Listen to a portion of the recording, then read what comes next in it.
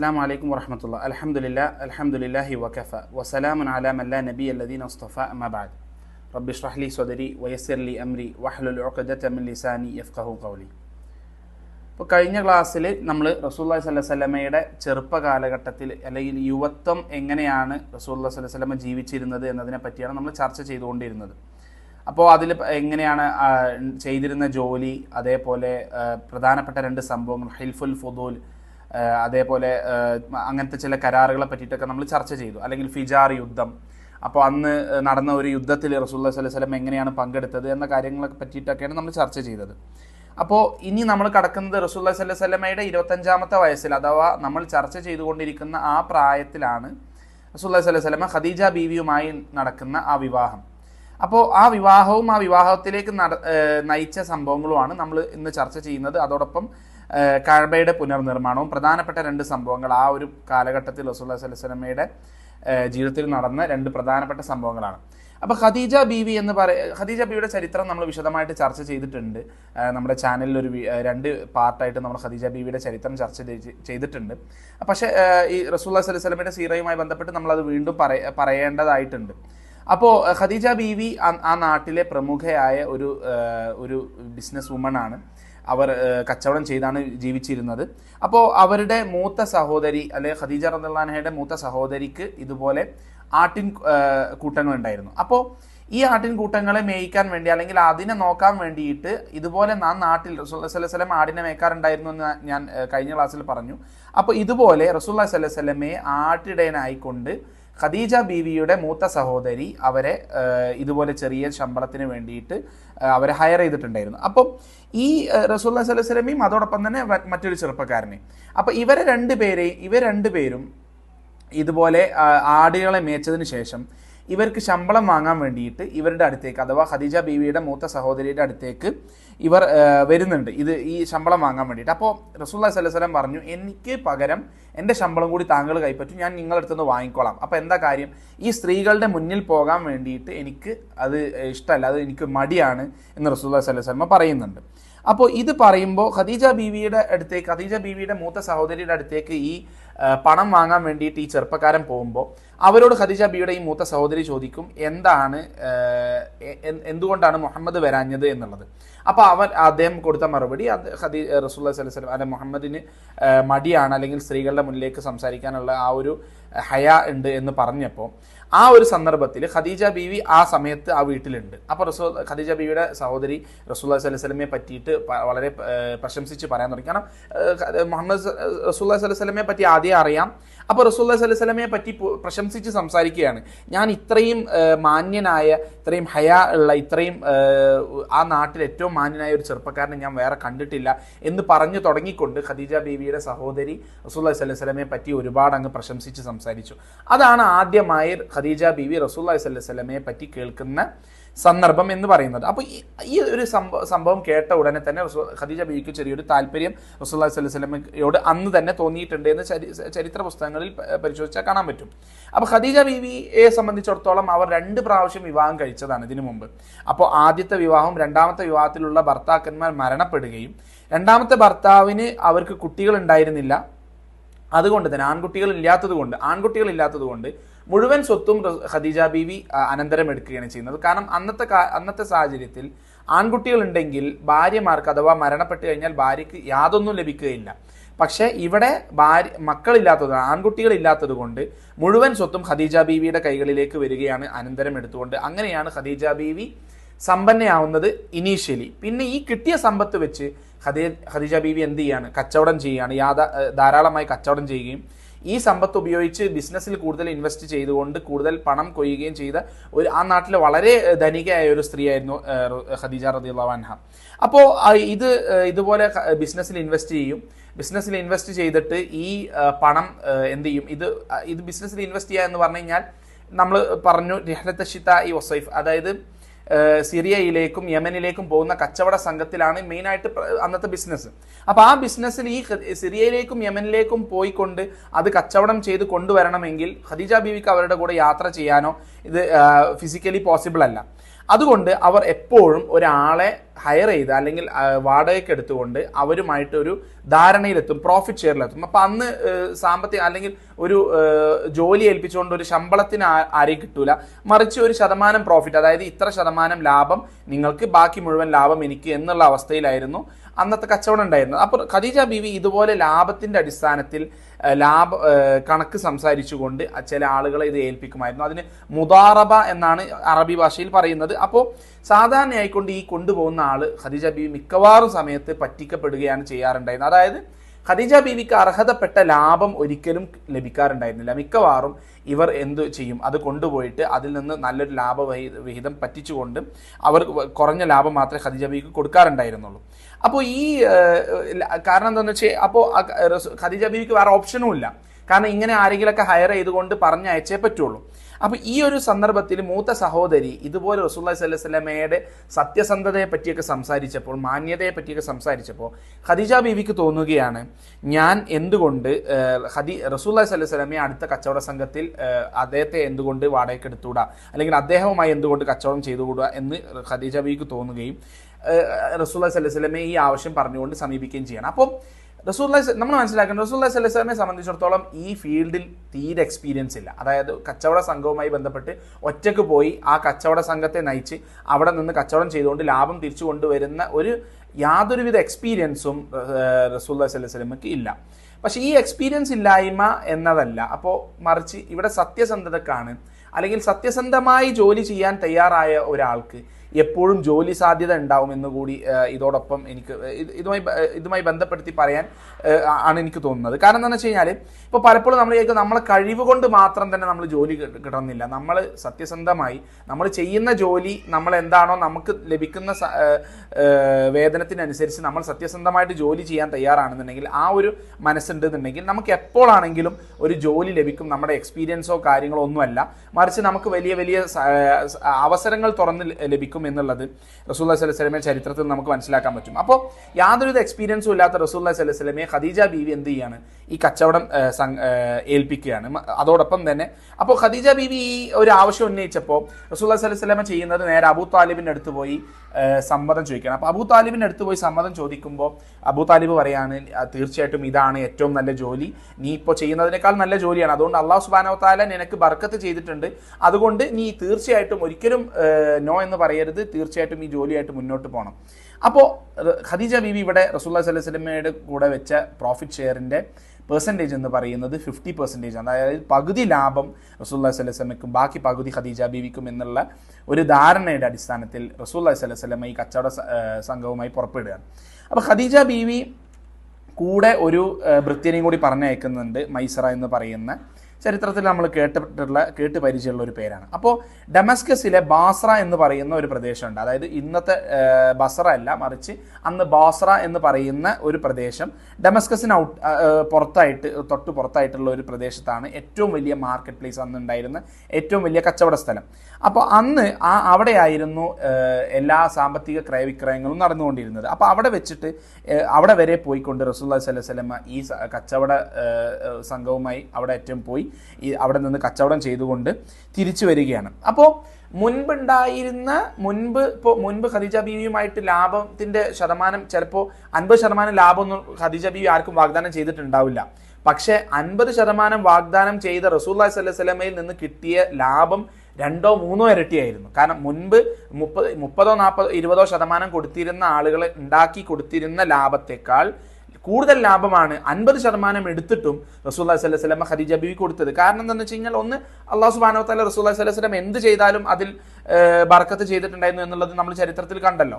അതോടൊപ്പം തന്നെ റസൂലുള്ളാഹി സ്വല്ലല്ലാഹു അലൈഹി വസല്ലമയുടെ സത്യസന്ധത. ഇപ്പൊ മൈസറൊക്കെ പറയുന്ന ചില വാചകങ്ങളുണ്ട്. ഖദീജ ബീവിയുടെ അടുത്ത് വന്നുകൊണ്ട് പറയാണ്, റസൂലുള്ളാഹി സ്വല്ലല്ലാഹു അലൈഹി വസല്ലമയുടെ കുറെ പ്രത്യേകതകൾ പറഞ്ഞിട്ട് പറയാണ്, ഈ വിൽക്കുന്ന സാധനത്തിന്റെ നെഗറ്റീവായിട്ടുള്ള, അതായത് അതിന്റെ ദൂഷ്യഫലങ്ങളും കസ്റ്റമറോട് വളരെ വ്യക്തമായിട്ട് റസൂലുള്ളാഹി സ്വല്ലല്ലാഹു അലൈഹി വസല്ലം പറയുന്നത്. അതായത് ഒന്നും തന്നെ ഒളിപ്പിച്ചു വെക്കാതെ വളരെ കൃത്യമായി സത്യസന്ധതയോട് കൂടിയിട്ടാണ് റസൂലുള്ളാഹി സ്വല്ലല്ലാഹു അലൈഹി വസല്ലം ഈ കച്ചവടം ചെയ്യുന്നത്. അപ്പൊ അങ്ങനെ കച്ചവടം ചെയ്തിട്ടും ഇത് വമ്പിച്ച ലാഭമാണ് റസൂലുള്ളാഹി സ്വല്ലല്ലാഹു അലൈഹി വസല്ലം അന്ന് നേടിയിട്ടുണ്ടായിരുന്നത് എന്നുള്ളത് കാണാൻ സാധിക്കും. അപ്പോൾ ഇതോട് കൂടിയിട്ട് ഖദീജ ബീവി ഉറപ്പിക്കുകയാണ്, എനിക്ക് റസൂലുള്ളാഹി സ്വല്ലല്ലാഹു അലൈഹി വസല്ലമയെ വിവാഹം കഴിച്ചാലോ എന്ന്. കാരണം ഖദീജ ബീവിയെ അതിന് മുമ്പ് ഒരുപാട് പേര് വിവാഹം വാഗ്ദാനം നൽകിയിട്ടുണ്ട്. അപ്പോൾ ഖദീജ ബീവിക്ക് മനസ്സിലായത് എല്ലാവരും തൻ്റെ സ്വത്ത് കണ്ടിട്ടായിരിക്കാം, അല്ലെങ്കിൽ അന്ന് മക്കയിലുണ്ടായിരുന്ന അല്ലെങ്കിൽ ഖുറൈശികളിൽ ഉണ്ടായിരുന്ന പ്രമുഖരായ പല ആളുകൾ, പ്രമുഖ ഗോത്രത്തിൽപ്പെട്ട പല പ്രമുഖരായ വ്യക്തികളും ഖദീജ ബീവിയോട് വിവാഹ വാഗ്ദാനം ചെയ്തിട്ടുണ്ട്. പക്ഷേ ഖദീജ ബീവി ആർക്കും തന്നെ അതിൽ സമ്മതം നൽകിയിട്ടുണ്ടായിരുന്നില്ല. മറിച്ച് ഖദീജ ബീവിക്ക് താല്പര്യം തോന്നിയത് റസൂലുള്ളാഹി സ്വല്ലല്ലാഹു അലൈഹി വസല്ലമയാണ്. അങ്ങനെ ഖദീജ ബീവി ഈ പ്രപ്പോസലുമായിട്ട് പോകണം എന്ന് പറയുമ്പോൾ നഫീസ എന്ന് പറയുന്ന സ്ത്രീയാണ് ഖദീജ ബീവിയുടെ ഭാഗത്ത് നിന്നുകൊണ്ട് റസൂലുള്ളാഹി സ്വല്ലല്ലാഹു അലൈഹി വസല്ലമയുടെ അടുത്ത് പോയി സംസാരിക്കുന്നത്. അപ്പോൾ നഫീസ ബീവി പോയിട്ട് റസൂലുള്ളാഹി സ്വല്ലല്ലാഹു അലൈഹി വസല്ലമയോട് പറയാണ്, യാ മുഹമ്മദ്, എന്തുകൊണ്ട് നിങ്ങൾക്ക് വിവാഹം കഴിച്ചുകൂടാ? അപ്പോൾ റസൂലുള്ളാഹി സ്വല്ലല്ലാഹു അലൈഹി വസല്ലം പറയാണ്, ഞാൻ ഒരു പാവപ്പെട്ടവനാണ്, ഞാൻ ഇവിടുത്തെ ഒരു അനാഥനായ, ഖുറൈശിയിലെ അനാഥനായ ഒരു പാവപ്പെട്ട വ്യക്തിയാണ്, എനിക്ക് എങ്ങനെ വിവാഹം കഴിക്കാൻ പറ്റുക? ആരാണ് എന്നെ വിവാഹം കഴിക്കാൻ തയ്യാറാവുക എന്ന് റസൂലുള്ളാഹി സ്വല്ലല്ലാഹു അലൈഹി വസല്ലം ചോദിച്ചപ്പോൾ നഫീസ പറയുകയാണ്, ഖദീജക്ക് നിങ്ങളെ വിവാഹം കഴിക്കണമെങ്കിലോ? അപ്പോൾ റസൂലുള്ളാഹി സ്വല്ലല്ലാഹു അലൈഹി വസല്ലം ചോദിക്കുകയാണ്, എന്തിനാണ് ഖദീജ എന്നെ വിവാഹം കഴിക്കേണ്ട ആവശ്യം? ഖദീജ എന്നെ വിവാഹം കഴിക്കേണ്ട കാര്യം എന്താണ് എന്ന് തിരിച്ച് നഫീസയോട് ചോദിക്കുകയാണ്. അപ്പോൾ എന്നിട്ട് അപ്പോൾ അദ്ദേഹത്തെ പറഞ്ഞ് മനസ്സിലാക്കിക്കൊണ്ട് അദ്ദേഹത്തിന് വിവാഹത്തിന് താല്പര്യം വരികയും ഇത് അബൂ താലിബിൻ്റെ അടുത്തേക്ക് ഈ പ്രപ്പോസൽ പോവുകയും അബൂ താലിബ് അത് സമ്മതിക്കുകയും ഖദീജ ബീവിയുടെ ഭാഗത്ത് നിന്നുള്ള ആളുകൾ സമ്മതിക്കുകയും ചെയ്യുന്നുണ്ട്. അപ്പോൾ ഇത് നമ്മൾ മനസ്സിലാക്കേണ്ട കാര്യം എന്താണെന്ന് വെച്ച് കഴിഞ്ഞാൽ, ഇപ്പോൾ ഇവിടെ ഖദീജ ബീവിക്കാണ് റസൂലുള്ളാഹി സ്വല്ലല്ലാഹു അലൈഹി വസല്ലമയുടെ വിവാഹത്തിന് ഇനീഷ്യേറ്റീവ് എടുക്കുന്നത്, അഥവാ ഖദീജ ബീവിക്കാണ് താല്പര്യം തോന്നുന്നത് എന്നുള്ളതാണ്. അപ്പോൾ ഇവിടെ ഒരു അന്യ സ്ത്രീ ഒരു അന്യ പുരുഷനോടോ അപ്പോൾ നമ്മൾ മനസ്സിലാക്കിയിട്ടുള്ള കാര്യങ്ങളിലുള്ള ചില അപാകതകളുണ്ട്. നമ്മൾ മനസ്സിലാക്കുന്നത് ഒരു അന്യ സ്ത്രീയോടോ ഒരു അന്യ പുരുഷനോടോ എന്തെങ്കിലും ഒരു ഇഷ്ടം തോന്നുകയോ ഒരു പ്രണയം തോന്നുകയോ ചെയ്യുന്നത് തന്നെ വലിയൊരു അപരാധമായിട്ട് നമ്മളെ ഇടയിൽ കണ്ടുവരുന്നുണ്ട്. അതിന് മറ്റു പല കാരണങ്ങളുണ്ട്. കാരണം ഈ പ്രണയം എന്ന് പറയുന്ന കേൾക്കുമ്പോൾ തന്നെ നമ്മളെ മനസ്സിലേക്ക് വരുന്നത് വിവാഹം കഴിക്കുന്നതിന് മുമ്പ് തന്നെ ഒരുമിച്ച് സംസാരിക്കാനും കറങ്ങാനും എല്ലാം കമിതാക്കൾ എന്ന രീതിയിൽ നമ്മൾ കാണുന്ന കമിതാക്കൾ കാട്ടിക്കൂട്ടുന്ന ചില കാര്യങ്ങളുണ്ട്. പക്ഷെ യഥാർത്ഥത്തിൽ അത് തെറ്റാണ് എന്നതുകൊണ്ട് നമ്മൾ ഈ മൊത്തം കോൺസെപ്റ്റിനെ നിഗേറ്റ് ചെയ്യാണ് ചെയ്യുന്നത്. അപ്പോൾ ഇസ്ലാം പഠിപ്പിക്കുന്ന പ്രാക്ടിക്കലായിട്ടുള്ള ഒരു കാര്യമുണ്ട്, അത് നമ്മൾ കൃത്യമായിട്ട് ഇതോടൊപ്പം മനസ്സിലാക്കുക തന്നെ വേണം. കാരണം എന്താണെന്ന് വെച്ചാൽ ഇസ്ലാം പറയുന്നത് ഒരു അന്യ സ്ത്രീയോടോ ഒരു അന്യ പുരുഷനോടോ ഇഷ്ടം തോന്നുന്നതോ പ്രണയം തോന്നുന്നതോ അല്ല തെറ്റ്, മറിച്ച് ആ പ്രണയത്തിൻ്റെ അടിസ്ഥാനത്തിൽ ആ ഇഷ്ടത്തിൻ്റെ അടിസ്ഥാനത്തിൽ നമ്മൾ ചെയ്യുന്ന പ്രവൃത്തിയാണ് ശരിയോ തെറ്റോ ആകുന്നത്. ഒരു അന്യ സ്ത്രീയോട് അല്ലെങ്കിൽ ഒരു അന്യ പുരുഷനോട് നമ്മൾ ഇഷ്ടം തോന്നുകയാണെന്നുണ്ടെങ്കിൽ വിവാഹം കഴിക്കാൻ സാധിക്കുന്നുണ്ടെങ്കിൽ ആ വിവാഹം കഴിക്കാനുള്ള കാര്യങ്ങളുമായിട്ട് മുന്നോട്ട് പോവുക, എന്നിട്ട് വിവാഹത്തിന് ശേഷമാണ് ഒരുമിച്ച് ജീവിക്കാനും അതുപോലത്തെ കാര്യങ്ങളിലേക്ക് കടക്കേണ്ടത്. പക്ഷെ ഈ ഒരു രീതിയിലേക്ക് കാര്യങ്ങൾ മുന്നോട്ട് പോകുന്നതിൽ തെറ്റില്ല. മറിച്ച് ഇവിടെ ഒരു സ്ത്രീയോട് ഇഷ്ടം തോന്നുന്നത് തന്നെ വലിയ അപരാധമാണ് എന്ന് പറയുകയാണെന്നുണ്ടെങ്കിൽ അള്ളാഹു സുബ്ഹാനഹു വ തആല നമ്മളെ സൃഷ്ടിച്ചത് തന്നെ ആ രീതിയിലാണ്. ഓപ്പോസിറ്റ് സെക്സിനോട് അട്രാക്ഷൻ തോന്നുന്ന രീതിയിലാണ് അള്ളാഹു സുബ്ഹാനഹു വ തആല മനുഷ്യനെ സൃഷ്ടിച്ചിട്ടുള്ളത്. ആണിന് പെണ്ണിനോടും പെണ്ണിന് ആണിനോടും ഇഷ്ടം തോന്നും. അപ്പോൾ ആ ഇഷ്ടം നമ്മൾ മനസ്സിലാക്കേണ്ടത്, ആ ഇഷ്ടം തോന്നാനുള്ള കാരണം എന്തായിരിക്കണം, ആ ഇഷ്ടം തോന്നിക്കഴിഞ്ഞാൽ നമ്മൾ എന്താണ് ചെയ്യേണ്ടത്. ഖദീജ ബീവിക്ക് റസൂലുള്ളാഹി സ്വല്ലല്ലാഹു അലൈഹി വസല്ലമയോട് ഇഷ്ടം തോന്നുന്നത് റസൂലുള്ളാഹി സ്വല്ലല്ലാഹു അലൈഹി വസല്ലമയുടെ അപാര സൗന്ദര്യമോ അല്ലെങ്കിൽ അദ്ദേഹം ആ നാട്ടിൽ അദ്ദേഹത്തിൻ്റെ ഫാൻസി ഡ്രസ്സിങ്ങും കാട്ടിക്കൂട്ടലൊന്നുമല്ല, മറിച്ച് അദ്ദേഹത്തിൻ്റെ വളരെ മാന്യമായ സ്വഭാവവും അദ്ദേഹത്തിൻ്റെ സത്യസന്ധതയുമാണ്. അപ്പോൾ ഇത്തരം നോബിളായിട്ടുള്ള, അപ്പോൾ അന്ന് ഇസ്ലാം വന്നിട്ടില്ല. അപ്പോൾ ഇന്ന് നമ്മൾ ഒരാളെ ഇഷ്ടപ്പെടേണ്ടതിൻ്റെ കാരണം എന്താണ്? അയാൾക്ക് ദീനുണ്ടോ, അയാൾക്ക് അള്ളാഹു സുബ്ഹാനഹു വ തആലയോട് എത്രത്തോളം കമ്മിറ്റ്മെന്റ് ഉണ്ട് എന്നതായിരിക്കണം നമുക്കൊരാളോട് ഇഷ്ടം തോന്നാനും ഇഷ്ടം തോന്നാതിരിക്കാനുള്ള മാനദണ്ഡം എന്നുള്ളത് നമ്മൾ നമ്മുടെ കുട്ടികളെ പറഞ്ഞ് പഠിപ്പിക്കുക. ഒന്ന്. രണ്ടാമത്തെ കാര്യം, ഇനി അതാണ് മാനദണ്ഡം വെച്ചിട്ട് നമ്മൾ ഒരാളെ ഇഷ്ടപ്പെടുകയാണെങ്കിൽ അത് വലിയ മാനദണ്ഡം തന്നെ, ഒന്ന് മിനിമം ആയിട്ട് അള്ളാഹു 5 നേരം നിസ്കരിക്കുന്ന അല്ലെങ്കിൽ ദീനിനോട് കൂറുള്ള ഒരാളോട് നമുക്ക് ഇഷ്ടം തോന്നാം, സ്വാഭാവികമാണ്. അങ്ങനെ ഇഷ്ടം തോന്നിയതിന് അടിസ്ഥാനത്തിൽ രണ്ടാമതായിട്ട് ഖദീജ ബീവി എന്താ ചെയ്യുന്നത്? ഇഷ്ടം തോന്നി നേരെ അങ്ങോട്ടും ഇങ്ങോട്ടും പരസ്പരം മൊബൈൽ നമ്പറുകൾ കൈമാറി നേരെ പ്രണയിക്കാൻ തുടങ്ങുന്ന ആ അവസ്ഥ അല്ല, മറിച്ച് ഖദീജ ബീവി എന്ത് ചെയ്യുന്നത്? റസൂലുള്ളാഹി സ്വല്ലല്ലാഹു അലൈഹി വസല്ലമയുടെ ഇഷ്ടത്തിന്റെ അടിസ്ഥാനത്തിൽ വിവാഹം കഴിക്കാനുള്ള കാര്യങ്ങളുമായിട്ട് മുന്നോട്ട് പോവുകയാണ്. അപ്പോൾ വിവാഹം കഴിപ്പിക്കാൻ ഉത്തരവാദിത്തമുള്ള, അപ്പം നമ്മുടെ വിവാഹം കഴിപ്പിക്കാൻ ഉത്തരവാദിത്തമുള്ള നമ്മുടെ കാരണവന്മാരും നമ്മുടെ ഉപ്പയോടും ഉമ്മയോടും നമ്മൾ കാര്യങ്ങൾ പറയാം. അവർ ഇത് മനസ്സിലാക്കിക്കൊണ്ട് ഇതുമായിട്ട് അവരുടെ ഇഷ്ടങ്ങൾ മനസ്സിലാക്കിക്കൊണ്ട് ഇത് എങ്ങനെയാണ് നടത്തി കൊടുക്കാൻ സാധ്യമായ കാര്യമാണോ എന്നുള്ളത് മനസ്സിലാക്കുക. തീർച്ചയായിട്ടും വിവാഹം കഴിക്കുന്ന ആളുകളുടെ ഇഷ്ടം തന്നെയാണ് ഈ വിഷയത്തിൽ പ്രധാനം എന്നതോടുകൂടി നമ്മൾ സൂചിപ്പിക്കേണ്ടതുണ്ട്. അപ്പോൾ ഇതാണ് നമ്മൾ ഒരാളോട് ഇഷ്ടം തോന്നുന്നതിൻ്റെയും ആ ഇഷ്ടം തോന്നുന്നതിൻ്റെ അടിസ്ഥാനത്തിൽ നമ്മൾ ചെയ്യുന്ന പ്രവൃത്തിയുടെയും ഒക്കെ അടിസ്ഥാനം. അപ്പോൾ ഒരിക്കലും മനസ്സിൽ തോന്നുന്ന ഒരു ഇഷ്ടത്തിന്, മനസ്സിൽ തോന്നുന്ന എന്തൊരു ഫീലിങ്സിൻ്റെ അതിൻ്റെ തെളിവ് എന്താണെന്ന് വെച്ച് കഴിഞ്ഞാൽ ഒന്നുമല്ല, മനസ്സിൽ തോന്നുന്ന ഫീലിങ്സിൻ്റെ അടിസ്ഥാനത്തിൽ അള്ളാഹു സുബ്ഹാനഹു വ തആല നമ്മളെ പിടിക്കുകയില്ല, മറിച്ച് ആ ഫീലിങ്സിന്റെ അടിസ്ഥാനത്തിൽ നമ്മൾ എങ്കിലും പ്രവൃത്തി ചെയ്യുമ്പോൾ ആ പ്രവൃത്തിയാണ് തെറ്റും ശരിയും നിർണ്ണയിക്കുന്നത്. ആ പ്രവൃത്തിയുടെ അടിസ്ഥാനത്തിലാണ് അള്ളാഹു സുബ്ഹാനഹു വ തആല നമ്മളെ ശിക്ഷിക്കുന്നതും അല്ലെങ്കിൽ അള്ളാഹു സുബ്ഹാനഹു വ തആല നമുക്ക് പ്രതിഫലം തരുന്നതും. നമ്മൾ തെറ്റായ മാർഗത്തിലൂടെ ഒരു അന്യ സ്ത്രീയുമായി ബന്ധം സ്ഥാപിക്കാൻ ശ്രമിക്കുകയാണെങ്കിൽ നമുക്കൊരു ആളോട് ഫീലിങ്സ് തോന്നി, ഒരു പെണ്ണിനോട് ഇഷ്ടം തോന്നി, ആ പെണ്ണിനോട് ഇഷ്ടം തോന്നുന്നതല്ല തെറ്റ്, മറിച്ച് അത് തെറ്റായ രീതിയിൽ ആ പെണ്ണിനോട് ബന്ധം സ്ഥാപിക്കാൻ പോയി കഴിഞ്ഞാൽ അത് നമുക്ക് വലിയ ഹറാമായി ശിക്ഷയായിട്ട് മാറും എന്ന് ആ ശരിയായ മാർഗത്തിൽ അല്ലെങ്കിൽ അള്ളാഹു സുബ്ഹാനഹു വ തആല ഹലാലാക്കിയ മാർഗത്തിൽ അവരെ വിവാഹം കഴിക്കാനുള്ള മാർഗ്ഗമാണ് നമ്മൾ അന്വേഷിക്കുന്നതെങ്കിൽ അതിലൊരു തെറ്റുമില്ല. ഒരു പക്ഷെ അള്ളാഹു സുബ്ഹാനഹു വ തആല ആ വിവാഹം നടക്കുകയാണെങ്കിൽ അതുവഴി നമുക്ക് വലിയ പ്രതിഫലം നൽകുകയും ചെയ്യും. അപ്പോൾ ഇതാണ് ഖദീജ ബീവിയുമായിട്ട് നടന്ന വിവാഹത്തിന്റെ ഒരു ആകത്തുക എന്നുള്ളത്. അപ്പോൾ അവരുടെ അമ്മാവൻ അമ്ർ ബിൻ അസദാണ് നിക്കാഹ് നടത്തിയിട്ടുണ്ടായിരുന്നത്. അതുപോലെ അബൂ താലിബാണ് ഈ നിക്കാഹ് ഖുതുബ നിർവഹിച്ചിട്ടുണ്ടായിരുന്നത്. എന്നിട്ട് അബൂ താലിബ് നടത്തുന്ന ഒരു പ്രസിദ്ധമായ ഒരു പ്രസംഗമുണ്ട് അതിൻ്റെ കൂട്ടത്തിൽ.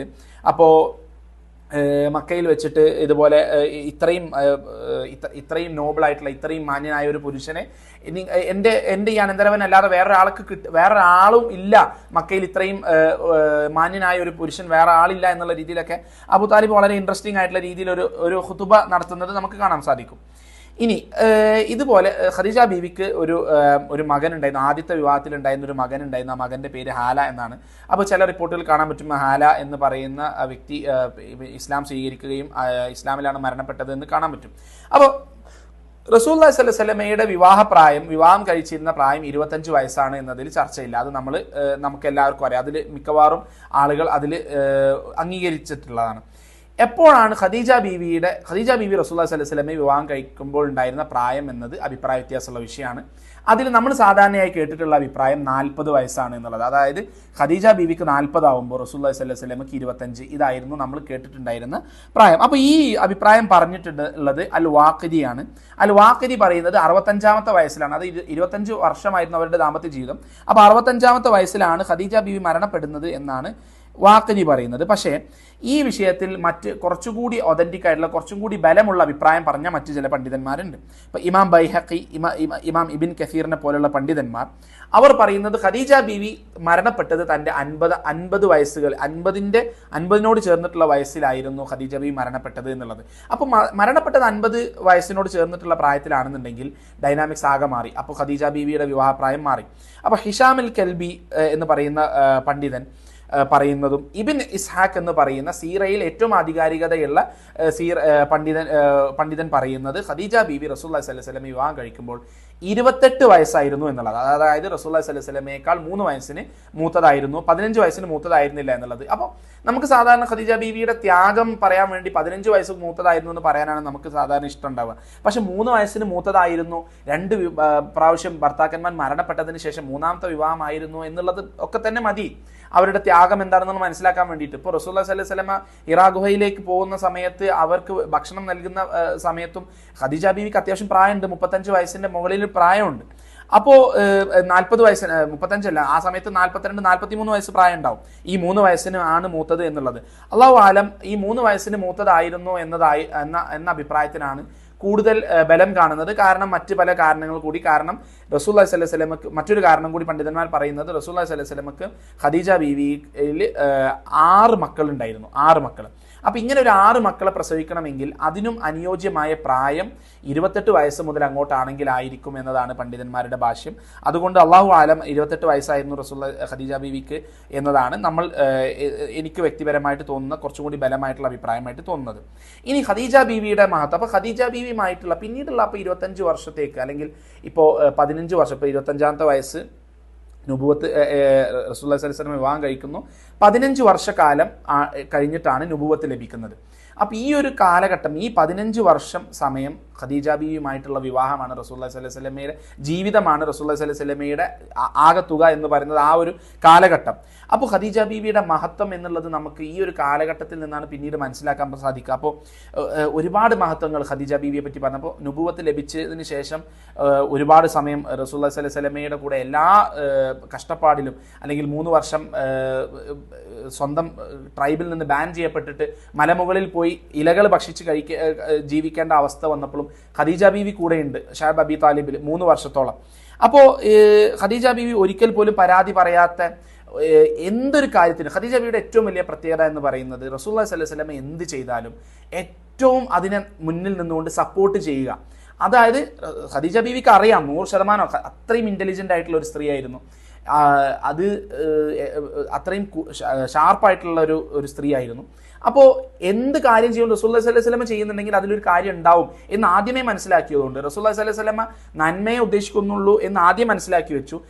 അതിൻ്റെ അടിസ്ഥാനത്തിൽ റസൂലുള്ളാഹി സ്വല്ലല്ലാഹു അലൈഹി വസല്ലമക്ക് എന്ത് ചെയ്താലും എന്ത് സംഭവിച്ചാലും അവിടെ ഖദീജ ബീവി റസൂലുള്ളാഹി സ്വല്ലല്ലാഹു അലൈഹി വസല്ലമയുടെ കൂടെ തന്നെ ഉണ്ടാവും. ഇപ്പോൾ ജിബ്രീൽ അലൈഹി സ്വലാം ഖദീജ ബീവിയുടെ മരിക്കുന്നതിന് കുറച്ച് മുൻപായിട്ട് ജിബ്രീൽ അലൈഹി സ്വലാം ഖദീജ ബീവിയുടെ വീട്ടിലേക്ക് വരുന്നുണ്ട്. അപ്പോൾ ഖദീജ ബീവിയുടെ വീട്ടിലേക്ക് വന്നുകൊണ്ട് അസ്സലാമു അലൈക്കും വറഹ്മത്തുള്ളാഹി ബിസ്മില്ലാ അൽഹംദുലില്ലാ. അപ്പം നമ്മൾ കഴിഞ്ഞ ക്ലാസ്സിൽ പറഞ്ഞു നിർത്തിയത് ഖദീജ റളിയല്ലാഹു അൻഹയുമായിട്ടുള്ള റസൂലുള്ളാഹി സ്വല്ലല്ലാഹു അലൈഹി വസല്ലമയുടെ വിവാഹവും അവരുടെ ജീവിതവും ആയിരുന്നു. അപ്പോൾ ഖദീജ റളിയല്ലാഹു അൻഹയുടെ മഹത്വമാണ്. കാരണം ആ ഒരു സമയത്തുള്ള ആ ഒരു കാലഘട്ടത്തിലുള്ള റസൂലുള്ളാഹി സ്വല്ലല്ലാഹു അലൈഹി വസല്ലമയുടെ ജീവിതം പിന്നെ ഖദീജ ബീവിയുമായിട്ടുള്ള ദാമ്പത്യത്തിൽ മാത്രം ഊന്നി നിൽക്കുന്ന ഒരു ചരിത്രമാണ് നമ്മൾ കാണുന്നത്. അതോടൊപ്പം ഒന്ന് രണ്ട് ചെറിയ സംഭവങ്ങൾ മാത്രമേ അതോടൊപ്പം ഉണ്ടായിട്ടുള്ളൂ. അപ്പോൾ ഖദീജ റളിയല്ലാഹു അൻഹയെ സംബന്ധിച്ചിടത്തോളം ഇപ്പോൾ അവരുടെ മഹത്വം മനസ്സിലാക്കാനുള്ള ഒരു സാഹചര്യം അല്ലെങ്കിൽ ഒരു റിപ്പോർട്ടാണ് അവസാന കാലഘട്ടത്തിൽ അല്ലെങ്കിൽ ഖദീജ ബീവി മരണപ്പെടുന്നതിന് കുറച്ച് ദിവസങ്ങൾക്ക് മുൻപ് ജിബ്രീൽ അലൈഹിസ്സലാം അവരുടെ വീട്ടിൽ വന്നുകൊണ്ട് റസൂലുള്ളാഹി സ്വല്ലല്ലാഹു അലൈഹി വസല്ലമയോട് പറയുന്നുണ്ട്, ആദാ ഖദീജ, ഇതാണ് ഖദീജ, നിനക്ക് വേണ്ടി ഒരു ഭക്ഷണ പദാർത്ഥവുമായി അവർ ഇപ്പോൾ ഇങ്ങോട്ട് കയറി വരും. അള്ളാഹു സുബ്ഹാനഹു വ തആല അവരോട് സലാം പറഞ്ഞിട്ടുണ്ട് എന്ന് ജിബ്രീൽ അലൈഹിസ്സലാം, സാക്ഷാൽ ജിബ്രീൽ അലൈഹിസ്സലാം പറയുകയാണ്.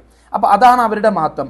അതായത് അള്ളാഹു സുബ്ഹാനഹു വ തആല സലാം പറഞ്ഞ ഏക സഹാബി അല്ലെങ്കിൽ സഹാബിയ ഖദീജ ബീവി ആണ് എന്നുള്ളത് ചരിത്രത്തിൽ പരിശോധിക്കുമ്പോൾ നമുക്ക് മനസ്സിലാക്കാൻ പറ്റും. അപ്പോൾ ഒരുപാട് ഇപ്പോൾ ഖദീജ ബീവിയുടെ ചരിത്രത്തിലുള്ള ഒരുപാട് സംഭവങ്ങളുണ്ട്. അപ്പോൾ ഒന്ന് രണ്ട് കാര്യങ്ങൾ മാത്രം ഇവിടെ സൂചിപ്പിച്ചു പോകാം. ഇപ്പോൾ ആയിഷ റളിയല്ലാഹു അൻഹയുടെ ഒരു റിപ്പോർട്ട് കാണാൻ പറ്റും. വളരെ രസകരമായ ഒരു റിപ്പോർട്ടാണ്. ആയിഷ റളിയല്ലാഹു അൻഹ പറയാണ്, എനിക്ക് ഇത്രയേറെ അസൂയ തോന്നിയ മറ്റൊരു സ്ത്രീ ഇല്ല. കാരണം എന്താ വെച്ചാൽ ആയിഷ റളിയല്ലാഹു അൻഹ ഖദീജ ബീവിയെ ഇതുവരെ കണ്ടിട്ടില്ല. അപ്പോൾ ആയിഷ റളിയല്ലാഹു അൻഹയുടെ കാലഘട്ടത്തിൽ റസൂലുള്ളാഹി സ്വല്ലല്ലാഹു അലൈഹി വസല്ലമ 10ഓളം ഭാര്യമാരുണ്ട്. അപ്പോൾ ഇതിൽ അങ്ങോട്ടും ഇങ്ങോട്ടൊക്കെ പ്രശ്നങ്ങൾ ഉണ്ടായിരുന്നു. പക്ഷെ ഖദീജ ബീവിയെയാണ് ആയിഷ റളിയല്ലാഹു അൻഹ കാണാഞ്ഞിട്ട് പോലും ഇത്രയേറെ അസൂയ മറ്റുള്ള ഒരു ഭാര്യമാരോട് ഉണ്ടാവുന്നതിനേക്കാൾ അസൂയ ഖദീജ ബീവിയോട് ഉണ്ടായിരുന്നു എന്ന് ആയിഷ റളിയല്ലാഹു അൻഹ പറയാണ്. കാരണം അവർ തന്നെ വിശദീകരിക്കുന്നുണ്ട്. അപ്പോൾ അതാണ് ആയിഷ റളിയല്ലാഹു അൻഹയുടെ മഹത്വം. അപ്പോൾ ആയിഷ റളിയല്ലാഹു അൻഹ പറയാണ്, ഞാൻ ഒരിക്കലും ഇതുപോലെ റസൂലുള്ളാഹി സ്വല്ലല്ലാഹു അലൈഹി വസല്ലം എപ്പോഴും ഖദീജ ബീവിയെ പറ്റി പറഞ്ഞുകൊണ്ടിരിക്കും. അങ്ങനെ ഒരു ദിവസം എനിക്ക് ക്ഷമ കെട്ടുകൊണ്ട് ഞാൻ പറഞ്ഞു, നിങ്ങൾ എന്തിനാണ് ഖുറൈശിയിൽപ്പെട്ട ആ പല്ലില്ലാത്ത ആ പ്രായമായ കിളവി എന്നുള്ള അർത്ഥത്തിൽ ആ സ്ത്രീയെ പറ്റി ഇപ്പോഴും ഓർത്തുകൊണ്ടിരിക്കുന്നത്? അള്ളാഹു സുബ്ഹാനഹു വ തആല അവരെക്കാൾ നല്ല ഒരു ആളെ നിങ്ങൾക്ക് തന്നില്ലേ? അതായത് മുമ്പ് വിവാഹം കഴിച്ചിട്ടില്ലാത്ത കന്യകയായ ഒരു സ്ത്രീയെ തന്നില്ല എന്നുള്ള രീതിയിൽ ആയിഷ ബീവി ചോദിക്കുകയാണ്. അപ്പോൾ റസൂലുള്ളാഹി സ്വല്ലല്ലാഹു അലൈഹി വസല്ലമയുടെ മുഖം മാറി. അപ്പോൾ റസൂലുള്ളാഹി സ്വല്ലല്ലാഹു അലൈഹി വസല്ലമയുടെ ഒരു ഭാര്യമാരോടുള്ള സമീപനം കാണുമ്പോൾ നമുക്ക് പലപ്പോഴും കാണാൻ പറ്റും. ഇപ്പോൾ ആയിഷ ബീവി തന്നെ ഒരു തവണ മറ്റൊരു ഭാര്യയുടെ അടുത്തുനിന്ന് കൊണ്ടുവന്ന ഭക്ഷണം ആയിഷ ബീവി തട്ടിയിടുമ്പോൾ റസൂലുള്ളാഹി സ്വല്ലല്ലാഹു അലൈഹി വസല്ലമ വളരെ ചിരിച്ചുകൊണ്ട് അല്ലെങ്കിൽ അതിനെ വളരെ സൗമ്യമായിട്ടാണ് അതിനോട് പെരുമാറിയിട്ടുണ്ടായിരുന്നത്, അല്ലെങ്കിൽ വളരെ സൗമ്യമായിട്ടാണ് അതിനെ ഡീൽ ചെയ്തിട്ടുണ്ടായിരുന്നത്.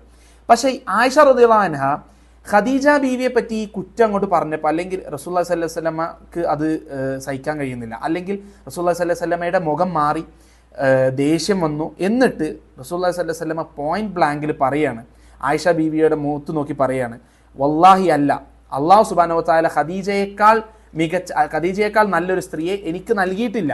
എന്നിട്ട് ഖദീജ ബീവിയുടെ മഹത്വം ഇങ്ങനെ പറഞ്ഞുകൊണ്ടിരിക്കുകയാണ്. എന്നിൽ ആദ്യമായി വിശ്വസിച്ചത് ഖദീജയാണ്. എല്ലാവരും എന്നെ നിഷേധിച്ചപ്പോൾ എന്നിൽ ആദ്യമായി വിശ്വസിച്ചത് ഖദീജയാണ്.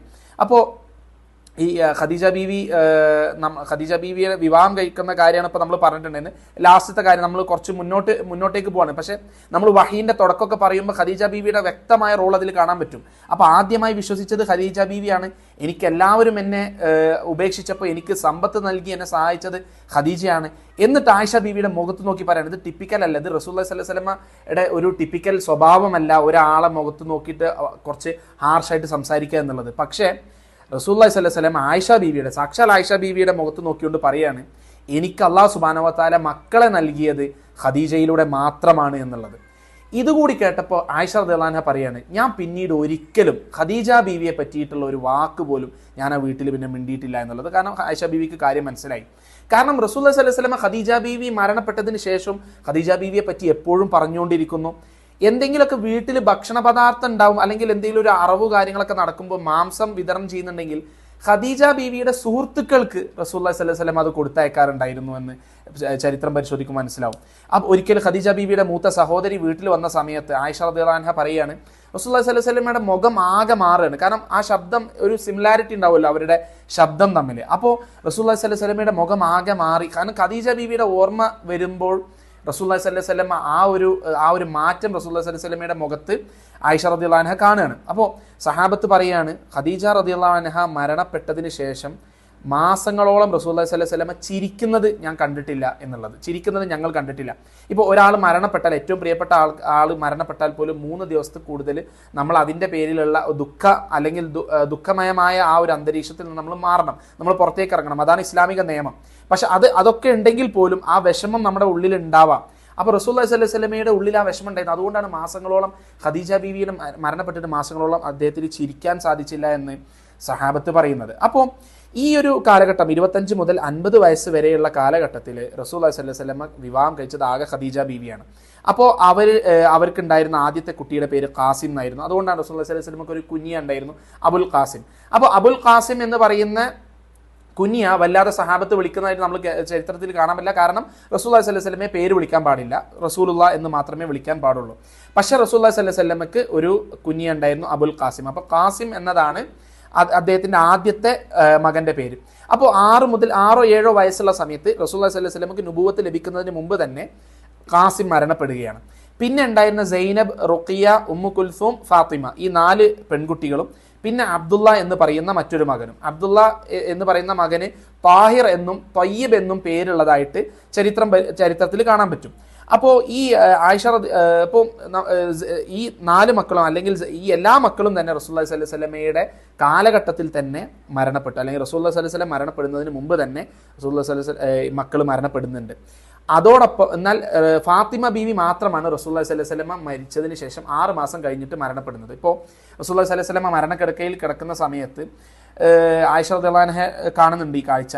ഫാത്തിമ ബീവിയെ വിളിച്ചുകൊണ്ട് റസൂലുള്ളാഹി സ്വല്ലല്ലാഹു അലൈഹി വസല്ലം ഒരു സ്വകാര്യം പറഞ്ഞു. അപ്പോൾ ഫാത്തിമ ബീവി കരയാൻ തുടങ്ങി. കുറച്ച് കഴിഞ്ഞ് വീണ്ടും റസൂലുള്ളാഹി സ്വല്ലല്ലാഹു അലൈഹി വസല്ലം വിളിച്ചിട്ട് ഒരു സ്വകാര്യം കൂടി പറഞ്ഞപ്പോൾ ഫാത്തിമ ബീവി ചിരിക്കാൻ തുടങ്ങി.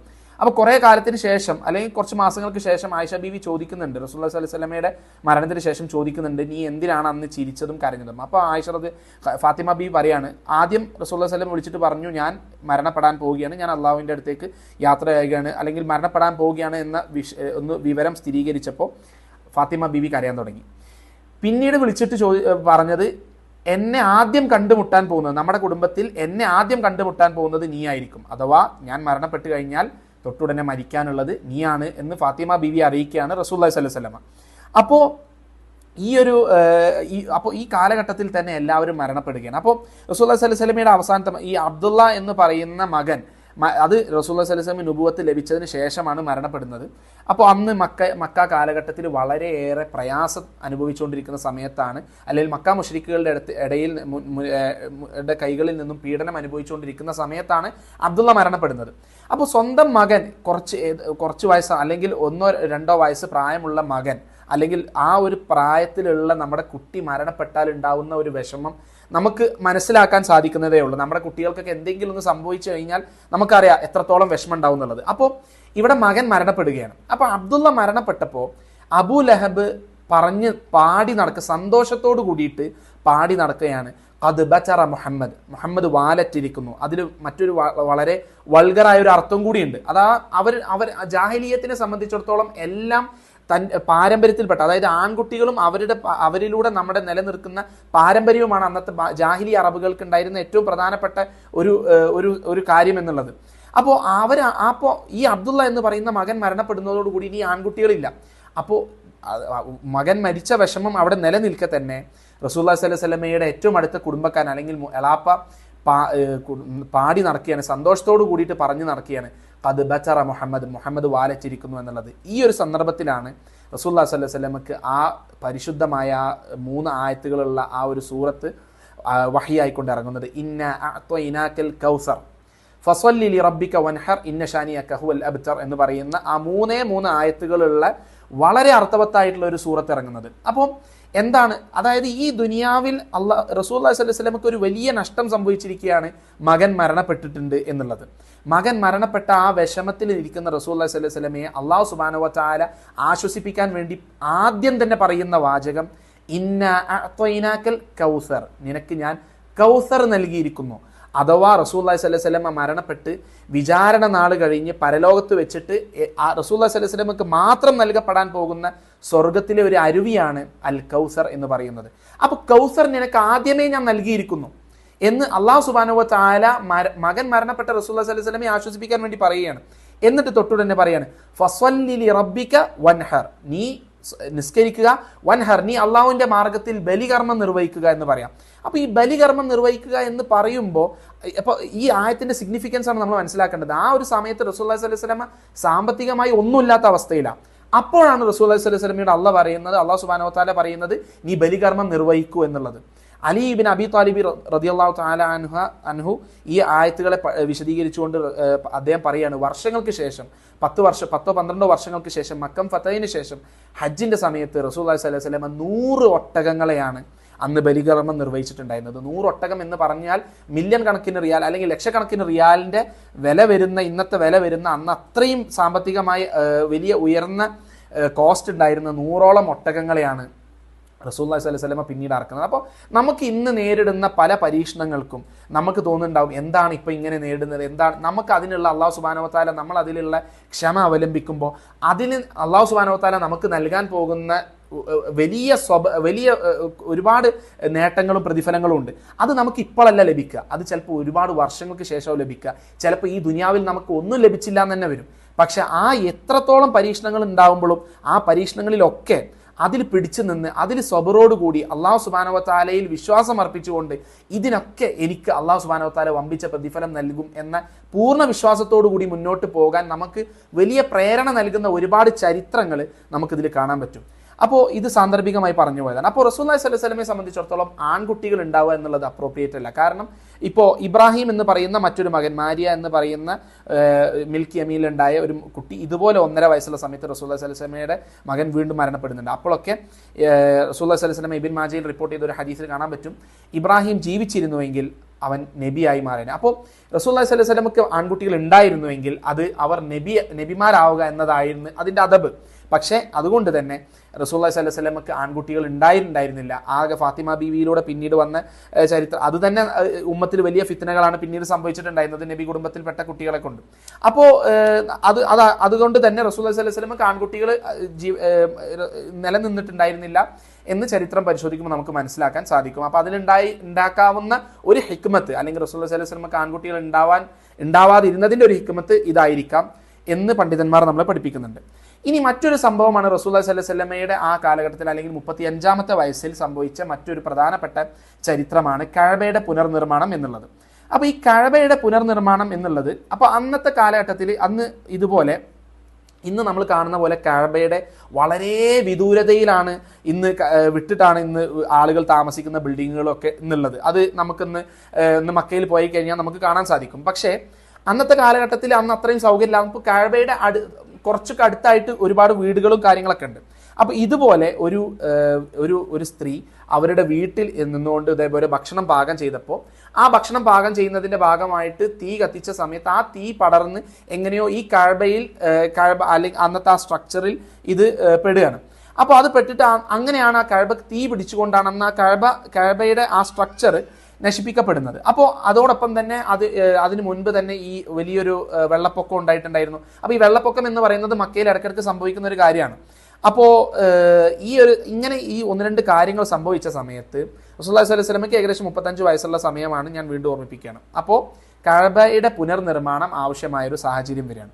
അപ്പോൾ കഅബയുടെ പുനർനിർമ്മാണം ആവശ്യമായ സാഹചര്യം വന്ന സമയത്ത് അപ്പോൾ ഈ ഒരു സന്ദർഭത്തിൽ ഇപ്പോൾ പേർഷ്യയിൽപ്പെട്ട അല്ലെങ്കിൽ പേർഷ്യക്കാർ ഇതുപോലെ യമനിൽ വെച്ച്, യമൻ ഭരിച്ചിരുന്നത് റോമൻസ് ആയിരുന്നു. അപ്പോൾ അന്നത്തെ ഒരു ഏറ്റവും പ്രധാനപ്പെട്ട 2 സൂപ്പർ പവേഴ്സാണ് പേർഷ്യൻസും, അഗ്നി ആരാധകരായിരുന്ന പേർഷ്യക്കാരും പിന്നെ റോമൻസും. അപ്പോൾ ഈ പേർഷ്യക്കാർ, ഈ റോമൻസിൻ്റെ, യമൻ ഭരിച്ചിരുന്ന റോമൻസിൻ്റെ ഒരു ചർച്ച്, ഒരു ക്രിസ്തീയ ചർച്ച് പേർഷ്യൻസ് വന്ന് നശിപ്പിക്കുകയുണ്ടായി.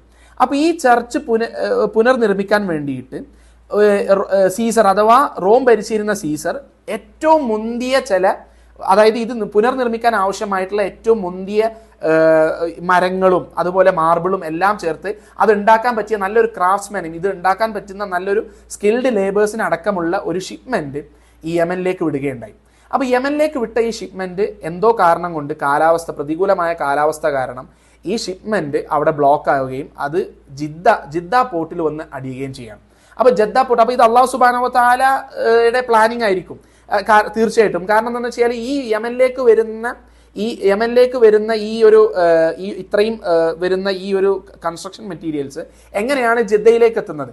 അപ്പോൾ അതിന് ആ ഒരു കൃത്യമായ സമയത്ത് തന്നെ പ്രതികൂലമായ കാലാവസ്ഥ എത്തുകയും ഈ കൺസ്ട്രക്ഷൻ മെറ്റീരിയൽസ് ജദ്ദ പോർട്ടിൽ എത്തുകയും ഇത് മക്ക മുശ്രിക്കുകൾ അറിയുകയും ചെയ്യാണ്. അപ്പോൾ മക്ക മുശ്രിക്കുകളെ സംബന്ധിച്ചിടത്തോളം കഅബ പുനർനിർമ്മിക്കണം. അപ്പോൾ അവർക്ക് ഏറ്റവും നല്ല മുന്തിയ ഇനം കൺസ്ട്രക്ഷൻ മെറ്റീരിയൽ വെച്ചിട്ട് തന്നെ ഇത് പുനർനിർമ്മിക്കണം എന്ന് അവർക്ക് ആഗ്രഹമുണ്ട്.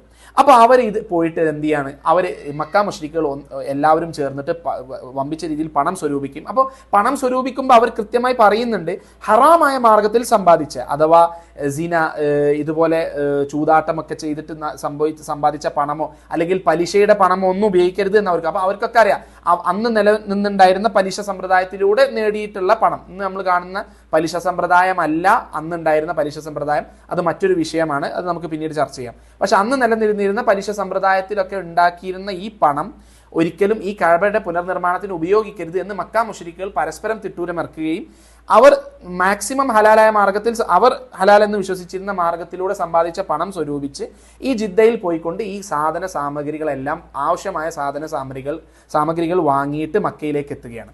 അപ്പോൾ ഇത് മക്കയിലേക്ക് എത്തിച്ചു. ഇനി എന്താണ് അടുത്തത് വേണ്ടത് ഈ കഅബ ഇപ്പോൾ ഉള്ള സ്ട്രക്ചർ, അതായത് ബാക്കിയുള്ള സ്ട്രക്ചർ അത് പൊളിക്കണം. അപ്പോൾ ഇത് പൊളിക്കാൻ അവർക്ക് ഭയം. കാരണം എന്താണെന്ന് വെച്ചാൽ ഇത് അവർക്കറിയാം ഇത് അള്ളാഹു സുബ്ഹാനഹു വ തആലയുടെ വീടാണ്. പണ്ട് അബ്രഹ രാജാവ് ഇത് പൊളിക്കാൻ വന്നപ്പോൾ സംഭവിച്ചതൊക്കെ അവിടുത്തെ ചെറിയ കുട്ടികൾക്ക് പോലും അറിയാവുന്ന ചരിത്രമാണ്. അപ്പോൾ ഇതേ സമയത്ത് ഇത് പൊളിക്കാൻ വരുന്ന സമയത്ത് അവിടെ ഒരു പാമ്പ് പുറത്തേക്ക് ഇറങ്ങിക്കൊണ്ട് ഇവരെ ഭയപ്പെടുത്തുന്ന ഒരു റിപ്പോർട്ട് കൂടി നമ്മളിതിൽ കാണാൻ പറ്റും. പക്ഷേ ഇത് എന്ത് ചെയ്യണമെന്ന് അറിയാതെ നിൽക്കുന്ന സാഹചര്യത്തിൽ അള്ളാഹു സുബ്ഹാനഹു വ തആല ഒരു പക്ഷിയെ പറഞ്ഞേക്കുകയും ഒരു വലിയ പക്ഷിയെ പറഞ്ഞയച്ചുകൊണ്ട് ഈ പാമ്പിനെ അവിടെ നിന്ന് എടുത്തുകൊണ്ട് പുറത്തേക്ക് വലിച്ചെറിയുകയാണ്.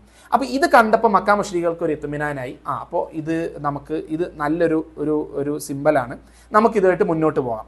അപ്പോൾ വലീദ് ഇബ്നു മുഗീറ എന്ന് പറയുന്ന ഖാലിദ് ഇബ്നു വലീദിന്റെ ഉപ്പ, അന്നത്തെ പ്രമുഖനായ ഒരു മക്ക മുശ്രിക്കാണ്, അന്നത്തെ ഒരു നേതാവാണ്. അപ്പോൾ അദ്ദേഹം ഈ മഴു എടുത്തുകൊണ്ട് ഈ കഅബയുടെ ചുമരുകൾ അടിക്കാൻ തുടങ്ങി.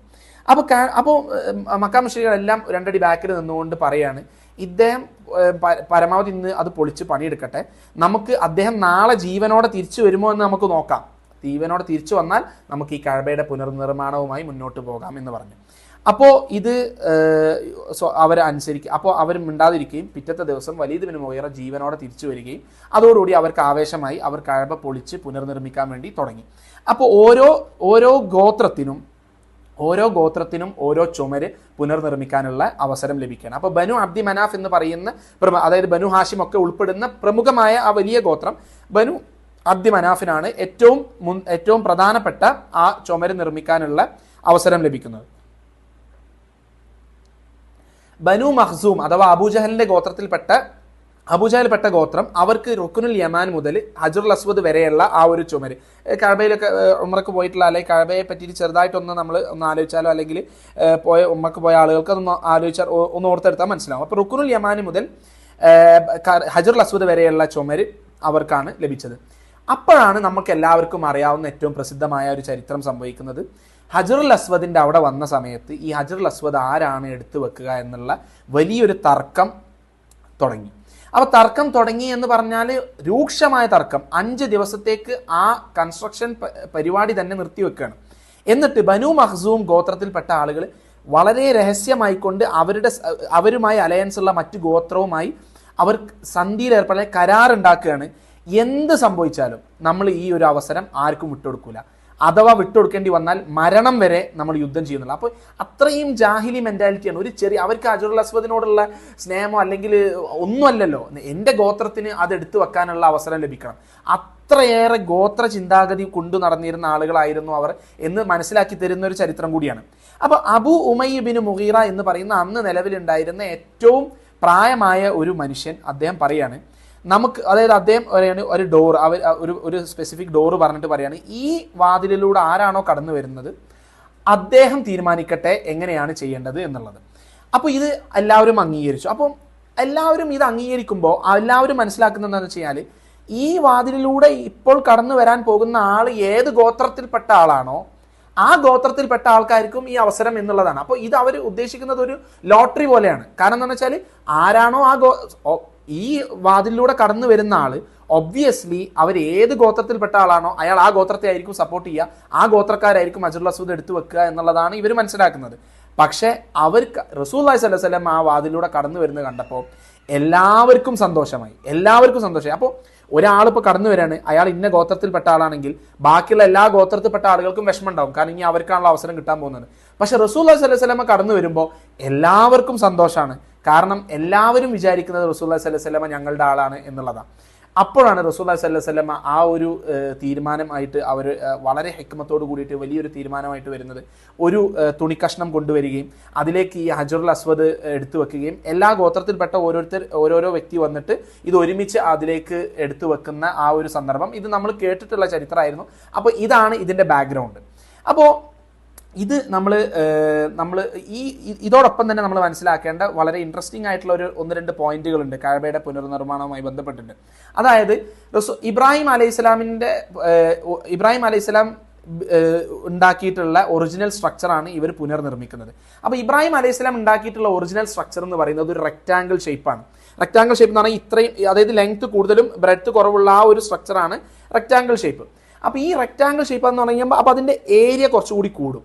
അപ്പോൾ ഈ ഇത്രയും ഏരിയ ഇവർക്ക് പുനർനിർമ്മിക്കാൻ ആവശ്യമായ സാധന സാമഗ്രികളുടെ ഷോർട്ടേജ് ഉള്ളതുകൊണ്ട് ഇവർ ഇത്രയും ഏരിയ പുനർനിർമ്മിച്ചില്ല. പകരം ഇതൊരു സ്ക്വയർ ഷേപ്പാക്കി മാറ്റി. അതായത് ഇപ്പോൾ ഇവിടെ നിന്ന് മുതൽ ഇവിടെ വരെ ഉള്ളതായിരുന്നുവെങ്കിൽ അവർ ഇവിടെ മുതൽ ഇവിടെ വരെ വെച്ചിട്ട് നിർത്തി ഒരു ഈക്വൽ ഡയമെൻഷൻസ് ഉള്ള ഒരു സ്ക്വയർ ഷേപ്പിലേക്ക് മാറ്റി.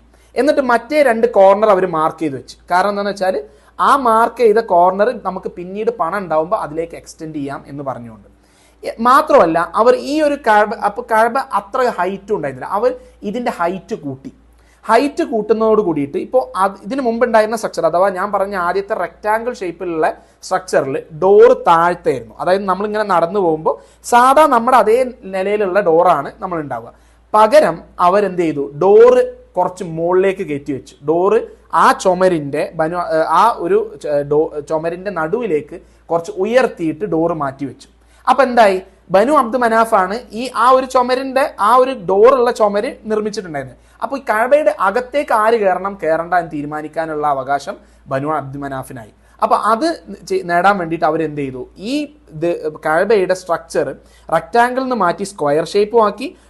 അതോടൊപ്പം തന്നെ ഡോറിൻ്റെ ഹൈറ്റ് ഡോറ് താഴ്ത്ത് നിന്ന് മുകളിലോട്ട് മാറ്റുകയും ചെയ്തു. ഇതൊന്ന്. അപ്പോൾ നമ്മൾ ഇന്ന് കാണുന്ന സ്ട്രക്ചർ കഅബയുടെ ആ സ്ക്വയർ ഷേപ്പ് ആയിരുന്നില്ല ഒറിജിനൽ ഷേപ്പ്. അതായത് കഅബയുടെ യഥാർത്ഥ സ്ഥലം, കഅബക്ക് ഹക്കായിട്ടുള്ള സ്ഥലം അതല്ല, ആ ഹിത്തീൻ അടക്കം ഉൾപ്പെടുന്ന, ഇന്ന് നമ്മൾ ഉംറക്ക് പോകുമ്പോൾ നമുക്ക് കാണാൻ പറ്റും, ഇതിനെ ഉൾപ്പെടുന്ന കുറച്ചുകൂടി സ്ഥലം ഇതിനോട് പുറത്തോട്ട് ചാരിയിട്ടുണ്ട്. അവിടെ ഈ കഅബയുടെ സ്ട്രക്ചർ ഇല്ല. എന്തെങ്കിലും കൺഫ്യൂഷൻ ഉണ്ടെങ്കിൽ നിങ്ങൾക്ക് എന്നോട് ചോദിക്കാം, മനസ്സിലായി എന്നാണ് ഞാൻ ഉദ്ദേശിക്കുന്നത്. അപ്പോൾ അതോടൊപ്പം തന്നെ വെള്ളം പുറത്തേക്ക് പോകാൻ, അഥവാ മഴ പെയ്ത് കഴിഞ്ഞാൽ വെള്ളം അവിടെ തളം കെട്ടി നിൽക്കാതെ പുറത്തേക്ക് പോകാനുള്ള വാട്ടർ സ്പ്രൗട്ടും ഉണ്ടാക്കി. ഇതിന് ശേഷം അപ്പോൾ കഅബയുടെ ഒരു ചെറിയ ചരിത്രമാണ്. അപ്പോൾ ഇത് റസൂലുള്ളാഹി സ്വല്ലല്ലാഹു അലൈഹി വസല്ലമ ആയിഷ ബീവിയോട് പറയുന്നുണ്ട്, അതായത് മക്ക ഫത്തഹിനൊക്കെ ശേഷം നിങ്ങളുടെ ജനങ്ങൾ ഇപ്പോൾ ഇസ്ലാമിലേക്ക് പുതുതായി കടന്നു വന്നതുകൊണ്ട് മാത്രമാണ്, അല്ലെങ്കിൽ ഞാൻ ഈ കഅബയെ പൊളിച്ചിട്ട് ഞാൻ പഴയ സ്ട്രക്ചറിലേക്ക്, അഥവാ റെക്റ്റാങ്കിൾ ഷേപ്പിലേക്ക് ഞാൻ മാറ്റുമായിരുന്നു എന്ന് റസൂലുള്ളാഹി സ്വല്ലല്ലാഹു അലൈഹി വസല്ലം ആയിഷ ബീവിയോട് പറയുന്നുണ്ട്. അപ്പോൾ ഈ ഹദീസ് ആയിഷ ബീവിക്ക് അറിയാം. അപ്പോൾ റസൂലുള്ളാഹി സ്വല്ലല്ലാഹു അലൈഹി വസല്ലമയുടെ കാലശേഷം അബൂബക്കർ സിദ്ദീഖ്, ഉമർ ഖത്താബും ഉസ്മാനും അലിക്കൊക്കെ ശേഷം പിന്നീട് മുആവിയ റളിയല്ലാഹു അൻഹു ഭരിക്കുന്നത്. മുആവിയ റളിയല്ലാഹു അൻഹുവിൻ്റെ മകൻ യസീദ് ഭരിക്കുന്ന സമയത്ത് ആ മെയിൻ ഖലീഫയിൽ നിന്ന് വിട്ടുമാറിക്കൊണ്ട് കുറച്ചു കാലം അബ്ദുള്ള ഇബ്നു സുബൈർ എന്ന് പറയുന്ന ആയിഷ റളിയല്ലാഹു അൻഹയുടെ ജ്യേഷ്ഠത്തി അസ്മാ ബിൻതി സുബൈറിന്റെ മകൻ അബ്ദുള്ള ഇബ്നു സുബൈർ കുറച്ചു കാലം മക്ക ഭരിക്കുന്നുണ്ട്. അത് വലിയ ചരിത്രമാണ്, നമ്മൾ അതിലേക്ക് പോകാനുള്ള സമയമല്ല. പക്ഷേ ജസ്റ്റ് നിങ്ങൾ മനസ്സിലാക്കാൻ വേണ്ടിയിട്ടാണ്. ആയിഷ റളിയല്ലാഹു അൻഹയുടെ മൂത്ത സഹോദരി അസ്മാ ബിൻതി അബൂബക്കറിന്റെ മകനാണ് അബ്ദുല്ലാഹിബിൻ സുബൈർ. അപ്പൊ അബ്ദുല്ലാഹിബിൻ സുബൈർ അവിടെ ഭരിക്കുന്ന സമയത്ത്, മക്ക ഭരിക്കുന്ന സമയത്ത് അദ്ദേഹം ഈ കഅബ, ഈ ഹദീസിന്റെ അടിസ്ഥാനത്തിൽ കഅബ പൊളിക്കുകയും റസൂലുള്ളാഹി സ്വല്ലല്ലാഹു അലൈഹി വസല്ലമ ഉദ്ദേശിച്ച അഥവാ ഇബ്രാഹിം അലൈഹി സ്വലാമിന്റെ കാലഘട്ടത്തിൽ ഉണ്ടായിരുന്ന ആ റെക്ടാങ്കിൾ ഷേപ്പിലേക്ക് ഇത് മാറ്റുകയും ചെയ്തു. പിന്നീട് സംഭവിച്ച അബ്ദുല്ലാഹിബിൻ സുബൈർ യസീദിന്റെ നേതൃത്വത്തിൽ, യസീദിന്റെ കാലഘട്ടത്തിലല്ല, ഹജ്ജാജ് ബിൻ യൂസുഫ് എന്ന് പറയുന്ന ഒരു നേതാവ് ഉണ്ടായിരുന്നു, ഖലീഫയുടെ ആള്. അത് വളരെ മോശപ്പെട്ട ഒരു വ്യക്തിയായിരുന്നു. ഹജ്ജാജ് ബിൻ യൂസുഫ് അബ്ദുല്ലാഹിബിൻ സുബൈറുമായിട്ട് യുദ്ധം ചെയ്യുന്നുണ്ട്. അബ്ദുല്ലാഹിബിൻ സുബൈറുമായി യുദ്ധം ചെയ്ത് അബ്ദുല്ലാഹിബിൻ സുബൈറിനെ കൊല ചെയ്തിട്ട് അബ്ദുല്ലാഹിബിൻ സുബൈറിനെ ഈ കഅബയുടെ മുകളിൽ കുരിശിലേറ്റുകയും ചെയ്യുന്നുണ്ട്. അവരെന്ത് ചെയ്തു? വീണ്ടും ഇത് പൊളിച്ചിട്ട് സ്ക്വയർ ഷേപ്പിലേക്ക് തന്നെ മാറ്റി. അഥവാ അബ്ദുല്ലാഹിബിൻ സുബൈർ ഇത് പൊളിച്ചിട്ട് റെക്ടാങ്കിൾ ഷേപ്പ് ആക്കിയത് റസൂലുള്ളാഹി സ്വല്ലല്ലാഹു അലൈഹി വസല്ലമയുടെ ഹദീസിന്റെ അടിസ്ഥാനത്തിലാണ്. പക്ഷെ ഹജ്ജാജ് ബിൻ യൂസുഫ് എന്ത് ചെയ്തു? വീണ്ടും അത് പൊളിച്ചിട്ട് അത് റെക്ടാങ്കിൾ സ്ക്വയർ ഷേപ്പിലേക്ക് തന്നെ, അഥവാ ഇന്ന് നമ്മൾ കാണുന്ന സ്ക്വയർ ഷേപ്പിലേക്ക് തന്നെ മാറ്റി. പിന്നീട് ഇമാം മാലിക് റഹിമഹുല്ലയുടെ കാലഘട്ടത്തിൽ അന്നത്തെ ഖലീഫ ഇമാം മാലിക്കിനോട് ചോദിക്കുന്നുണ്ട്, റസൂലുള്ളാഹി സ്വല്ലല്ലാഹു അലൈഹി വസല്ലമയുടെ ഹദീസ് ഉണ്ടല്ലോ, അതുകൊണ്ട് നമുക്കിത് വീണ്ടും പൊളിച്ചിട്ട് എന്തുകൊണ്ട് നമുക്ക് റെക്ടാങ്കിൾ ഷേപ്പിലേക്ക് തന്നെ മാറ്റിക്കൂടാ എന്ന് ചോദിക്കുമ്പോൾ ഇമാം മാലിക് അതിന് കൊടുത്ത മറുപടി, അതോടുകൂടിയിട്ട് ആ ഒരു സംഭവം അവസാനിക്കുകയാണ്. ഇമാം മാലിക് കൊടുക്കുന്ന മറുപടി, വേണ്ട, അത് ചെയ്യേണ്ട ആവശ്യമില്ല, എനിക്ക് കഅബ മാറി മാറി വരുന്ന ഭരണാധികാരികളുടെ കയ്യിലുള്ള ഒരു ടോയ്, ഒരു കളിപ്പാട്ടമാക്കിയിട്ട് കഅബയെ മാറ്റുന്നതിനോട് എനിക്ക് യോജിപ്പില്ല, അതുകൊണ്ട് അത് അങ്ങനെ തന്നെ നിൽക്കട്ടെ എന്നുള്ളത്. അപ്പൊ ഇതാണ് ഫിഖ് എന്ന് പറയുന്നത്, ഇതാണ് ഫഖീഹിന്റെ ദീർഘവീക്ഷണം എന്ന് പറയുന്നത്. ഇവിടെ ക്ലിയർ കട്ടായിട്ട് ഹദീസ് ഉണ്ട്, റസൂലുള്ളാഹി സ്വല്ലല്ലാഹു അലൈഹി വസല്ലമക്ക് താല്പര്യം അത് റെക്ടാങ്കിൾ ഷേപ്പിലേക്കാണ് എന്നുള്ളതാണ്. പക്ഷെ റസൂലുള്ളാഹി സ്വല്ലല്ലാഹു അലൈഹി വസല്ലമ തന്നെ പറയുന്നുണ്ട്, നിങ്ങളുടെ ജനങ്ങൾ പുതുതായി ഇസ്ലാമിലേക്ക് വന്നതുകൊണ്ട് മാത്രമാണ്, അല്ലെങ്കിൽ ഞാനത് പൊളിച്ചു മാറ്റിയേനെ. അപ്പോൾ ജനങ്ങളുടെ അവസ്ഥയും ജനങ്ങൾ ഇത് ഉൾക്കൊള്ളോ, ജനങ്ങൾ അതിന് മാത്രം വളർന്നിട്ടുണ്ടോ എന്നുള്ളതൊക്കെ ചിന്തിച്ചിട്ടാണ് നമ്മൾ നേരെ ഇസ്ലാം ഇംപ്ലിമെന്റ് ചെയ്യുക. അല്ലാതെ നേരെ ഇസ്ലാം അല്ലെങ്കിൽ ഖുർആനിലോ ഹദീസിലോ ഉള്ള കാര്യങ്ങൾ അതുപോലെ കൊണ്ടുപോയിട്ട് ഇംപ്ലിമെന്റ് ചെയ്ത് ഞാൻ നാളെ തന്നെ മുത്തഖിയായി സ്വർഗത്തിലേക്ക് പോകും എന്ന് പറയുന്ന ചില ചിന്താഗതികൾ നമുക്കുള്ളത്, അത് അപകടമാണ്. അപ്പോൾ അതുകൊണ്ടാണ് നമ്മൾ ഇസ്ലാം വളരെ ആഴത്തിൽ പഠിച്ച പണ്ഡിതന്മാരോടും ഫഖീഹുകളോടും നമ്മൾ കാര്യങ്ങൾ ചോദിച്ച് മനസ്സിലാക്കി അതാത് സന്ദർഭത്തിൽ ഹിക്മത്തോടു കൂടി ഇസ്ലാം അപ്ലൈ ചെയ്യണം, ദീന് നമ്മുടെ ജീവിതത്തിൽ അപ്ലൈ ചെയ്യണം എന്ന് പറയുന്നത് അതിൻ്റെ വലിയൊരു ഉദാഹരണം കൂടിയാണിത്. കാരണം ഇമാം മാലിക് വളരെ കൃത്യമായി പറയുകയാണ്, അദ്ദേഹത്തിനും താല്പര്യം, അല്ലെങ്കിൽ റസൂലുള്ളാഹി സ്വല്ലല്ലാഹു അലൈഹി വസല്ലമയുടെ വാക്കിനെ ബഹുമാനിക്കുന്ന എല്ലാവർക്കും താല്പര്യം, റസൂലുള്ളാഹി സ്വല്ലല്ലാഹു അലൈഹി വസല്ലമയുടെ ആഗ്രഹം അതാണെങ്കിൽ അത് റെക്ടാങ്കിൾ ഷേപ്പിലേക്ക് ആക്കി മാറ്റുക എന്നുള്ള. പക്ഷേ ഇമാം മാലിക് പറയുന്നത്, അത് ചെയ്തു കഴിഞ്ഞാൽ ഇത് പിന്നെ ഇങ്ങനെ റിപ്പീറ്റ് ചെയ്തുകൊണ്ടിരിക്കും, മാറി മാറി വരുന്ന ഭരണാധികാരികൾ മുൻപ് കഴിഞ്ഞ ഭരണാധികാരിയോടുള്ള ദേഷ്യം തീർക്കാൻ വേണ്ടിയിട്ട് പിന്നെ മാറ്റം വരുത്തുന്നത് ഈ കഅബയിലായിരിക്കും. അപ്പോൾ ഇത്രയേറെ ദീർഘവീക്ഷണത്തോട് കൂടിയിട്ട് ചിന്തിച്ചിരുന്ന പണ്ഡിതന്മാരായിരുന്നു നമുക്കുണ്ടായിരുന്നത് എന്നുകൂടി നമ്മൾ ചരിത്രം പരിശോധിക്കും മനസ്സിലാവും. അപ്പോൾ നമുക്ക് വീണ്ടും അടുത്ത ക്ലാസ്സിൽ ഇനി സെയ്ദ് ബിൻ ഹാരിസയുമായി ബന്ധപ്പെട്ടിട്ടുള്ള ഒരു ചെറിയ ചരിത്രം കൂടിയുണ്ട്, റസൂലുള്ളാഹി സ്വല്ലല്ലാഹു അലൈഹി വസല്ലമക്ക് നുബുവത്ത് ലഭിക്കുന്നതിന് മുൻപുള്ള. അപ്പോൾ ആ ചരിത്രം കൂടി പരിശോധിച്ചിട്ട് നമുക്ക് നേരെ റസൂലുള്ളാഹി സ്വല്ലല്ലാഹു അലൈഹി വസല്ലമക്ക് വഹി ലഭിക്കുന്നതിൻ്റെ ആ തുടക്കത്തിലേക്ക് നമുക്ക് തുടക്കം ചർച്ച ചെയ്തുകൊണ്ട് നമുക്ക് തുടങ്ങാം. ആഖിർ ദഅവാന അൽഹംദുലില്ലാഹി റബ്ബിൽ ആലമീൻ. അസ്സലാമു അലൈക്കും വറഹ്മത്തുള്ളാഹി വബറകാതുഹു. അല്ലാഹുൽ മലികുൽ ഹഖ് വലാ തഅജൽ ബിൽ ഖുർആനി മിൻ ഖബ്ലി അൻ യുഖ്ദാ ഇലൈക വഹ്യുഹു വഖുർ റബ്ബി സിദ്നി ഇൽമാ.